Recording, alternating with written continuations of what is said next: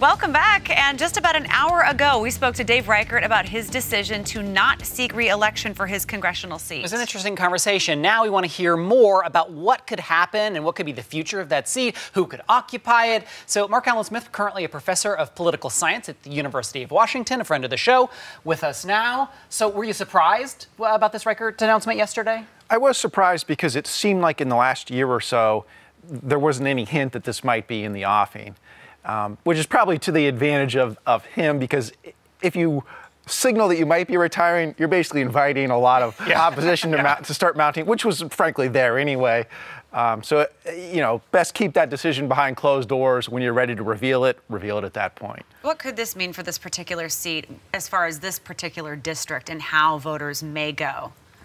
Well, there's 435 districts spread around the country. The vast majority of them are not competitive. They're very strongly one party or the other. There's only about 2 dozen, maybe 3 dozen, that are pretty close to the margin where either party could take it. This is one of those seats, one of those districts. And so you could see a change in party control depending on which candidates both parties recruit and how the voters react to them. So we've already seen some of the candidates that the Democrats are kind of lining up on.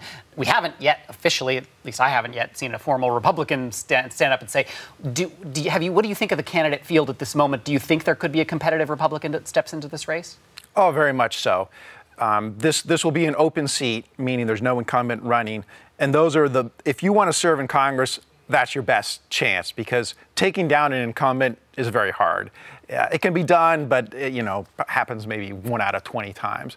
Whereas if it's an open seat, you of course have to compete in the primary to win the chance to compete in the general election. But if you get that far, you have a much better chance of taking over a seat in this kind of a situation. How often are voters voting based on their reaction to the current state of politics on a national level versus right down the line with how they always voted? You mentioned this particular district is one that can be right on the line. So are we anticipating that this is going to go based on how people feel that the presidential administration is doing, and they might vote opposite of what they did last time or vice versa?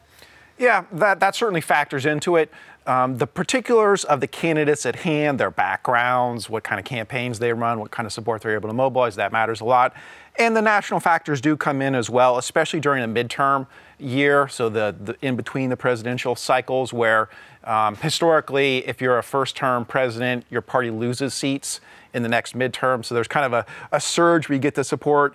And then once you're in office and you start doing things, it's kind of hard to maintain your coalition, and you might start alienating some people who then want to vote on the other side. And we are certainly seeing that now with historically low approval ratings for President Trump at this stage in a first-term presidency.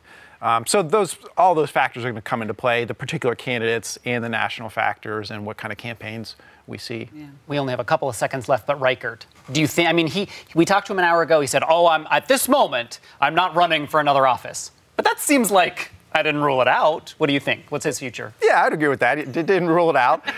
So he is 67 years old. He's still popular in the 8th District and somewhat known outside of that, and had served as King County Sheriff. So if he wanted to, say, run for governor, he would, as soon as he said, I'm interested, he would quickly make the short list of plausible candidates. Interesting. So there's more to be seen with this. Mark Allen Smith, thank you so much. We're going to have you back, too, to talk about this. Professor at University of Washington with political science. Thank you so much.